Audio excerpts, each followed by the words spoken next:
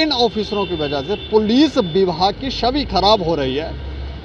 तो इनको police line या इनको डेड बूट्स में डालकर क्या इनको बाहर की दिशा नहीं दिखा सकती? इनको सत्य कहेंगे, सत्य लिखेंगे, सत्य चलेंगे।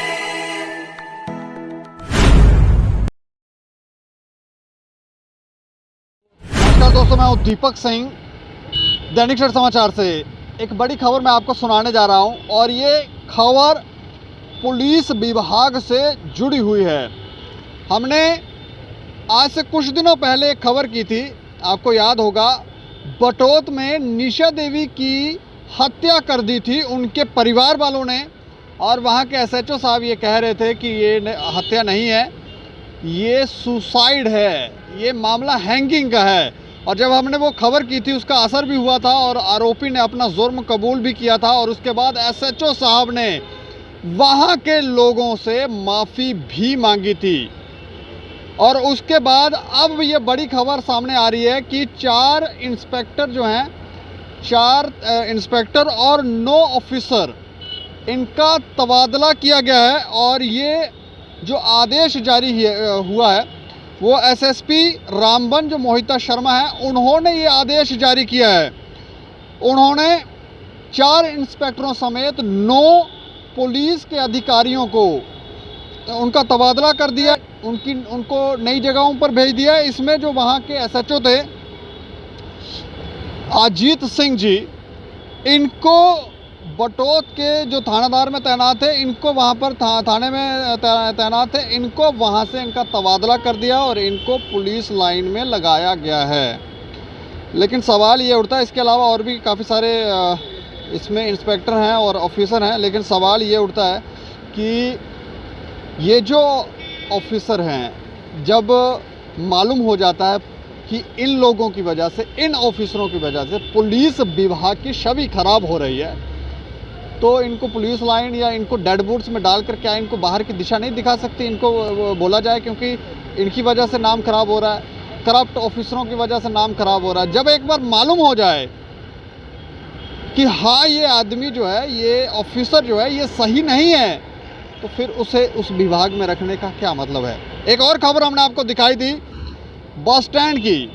यहाँ पर हमने आपको ये भी बताया था कि यहाँ पर एक मामला जो है वो हमने काफ़ी चीज़ें जो थी वो प्रकाशित भी की थी। उसमें एक व्यक्ति ने आरोप लगाए थे कि मुझे थानेदार ने गलत फंसाया है, और कोई, वैसे हमें लगता है इस समय तक जांच कर डिटेल आ जानी चाहिए थी, क्योंकि जो आदमी इस तरह के गलत काम करते हैं उन्होंने किसी न किसी से फ़ोन किया होगा, फ़ोन पे बात की होगी, उनकी डिटेल्स, कॉल डिटेल्स से भी पता किया जा सकता है कि उसके संबंध किन किन लोगों से थे और क्या मामला फेक बनाया गया था, क्या ऐसा हुआ है या नहीं हुआ है। जब थानेदार साहब होशियारी कर रहे हैं तो इस समय तक रिपोर्टें आनी चाहिए थी, लेकिन इस पर कोई बोलने के लिए तैयार नहीं है, और वो थानेदार साहब अभी यहीं पर हैं।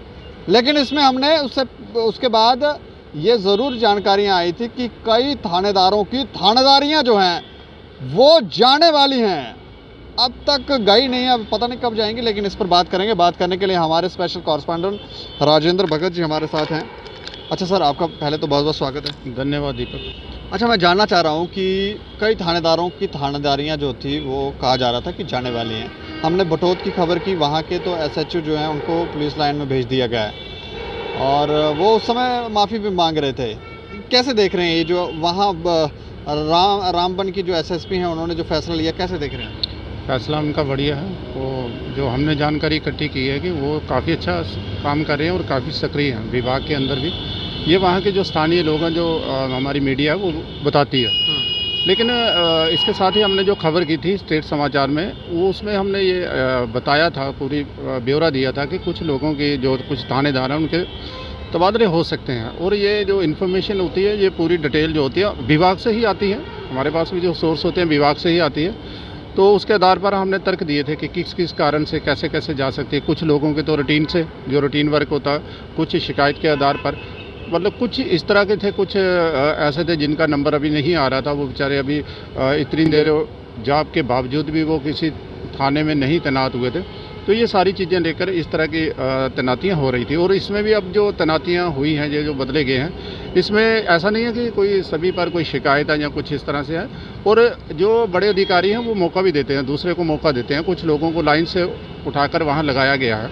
लेकिन मेरा सवाल है, जब वो कोई अधिकारी, पुलिस का अधिकारी, जिससे पता चल रहा है कि ये पुलिस विभाग की छवि धूमिल कर रहा है, और जैसे एसएचओ वहाँ के थे, 4-5 दिन एक आरोपी को ये सिद्ध करने में लगे हुए थे कि ये नहीं, आरोपी है ही नहीं, ये हैंगिंग का मामला है, हैंगिंग का। जब 15 मिनट में वो कबूल करता है तो फिर ऐसे कर्मचारियों के ऊपर क्या एक्शन होना चाहिए था?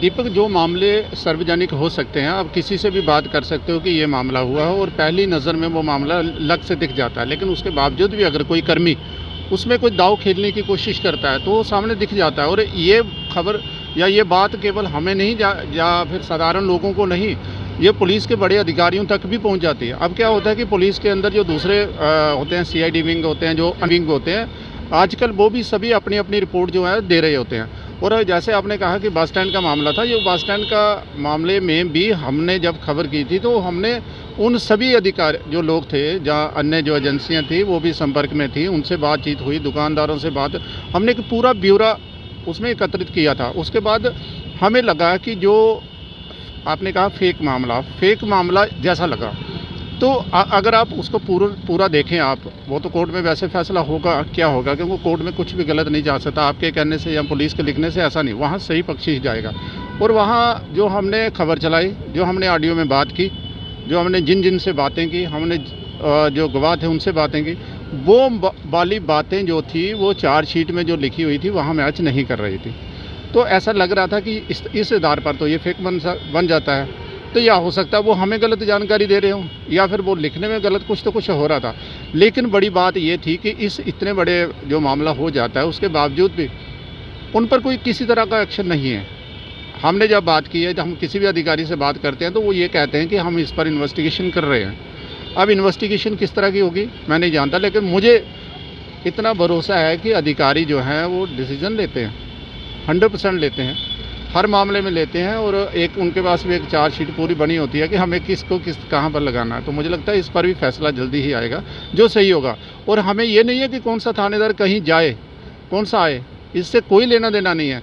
सबसे बड़ी बात यह है कि जो आदमी निर्दोष है, जिसकी गवाही स्थानीय लोग दे रहे हैं, एक तंत्र दे रहा है, जो विटनेस दे रहे हैं, सीसीटीवी कैमरे अगर दे रहे हैं वो तो प्रोवाइड नहीं कराए, तो वहाँ पर उसको न्याय मिले। मेन मकसद है कि एक आदमी को न्याय मिलना चाहिए। हमारा ये नहीं है कि कोई कहाँ जाता है, कहाँ रखें। वो पुलिस के कर्मचारी हैं, वो यहाँ नहीं जाएंगे, दूसरी जगह जाएंगे। अगर एक जगह से भ्रष्टाचार कर रहे हैं तो दूसरी जगह भी करेंगे, तो ये होता रहेगा। और दूसरी बात यह है कि दीपक, एक हमने जब खबर की थी स्टेट समाचार में, तो हमने एक उसमें पूरी डिटेल ये लगाई थी।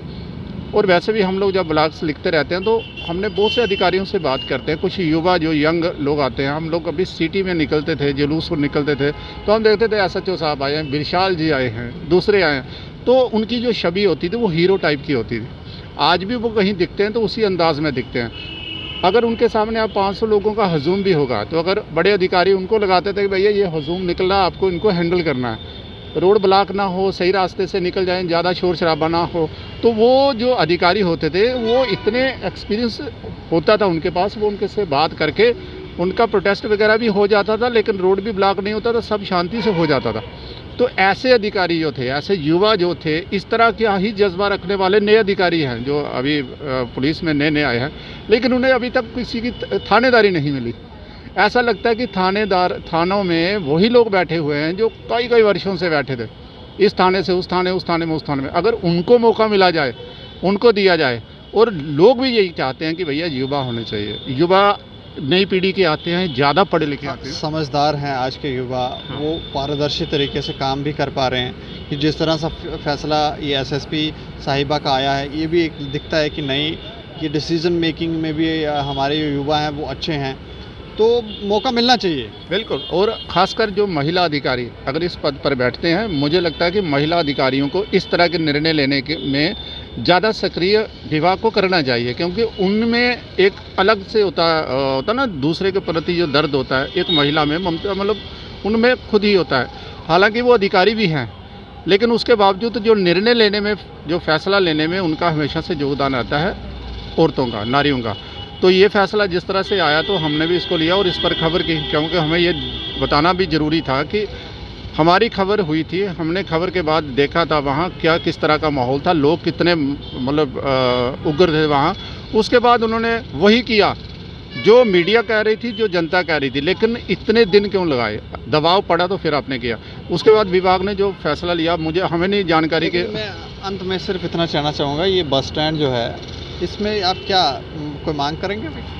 नहीं, हमारी मांग, हमारा काम है खबर करना और एक तथ्य जो सामने घटना हुई है वो दिखानी, उसको प्रशासन के सामने भी लेके जाना और पब्लिक में लेके जाना कि यहाँ पर इस तरह की घटना हुई है। निर्णय लेना तो उनका अधिकार है, वो हमारे अधिकारी क्षेत्र में नहीं आता, लेकिन हमने उसकी हकीकत वहाँ पेश की। हालांकि उस खबर के बाद कुछ और भी बातें बहुत सी निकली, कुछ और लोग भी बोलने को तैयार हुए, सामने आए, तो हमने कहा कि हम खबर चलाते हैं, किसी हमारा ऐसा नहीं है कि आपने कुछ भी कहा हम वो चला दें।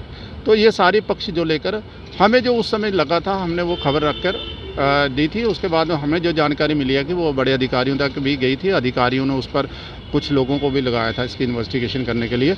और मुझे लगता है कि अधिकारी जो है, अभी चंद दिन हुए हैं, मुझे लगता है कि इस पर कोई ना कोई निर्णय जो है वो जल्दी लेंगे।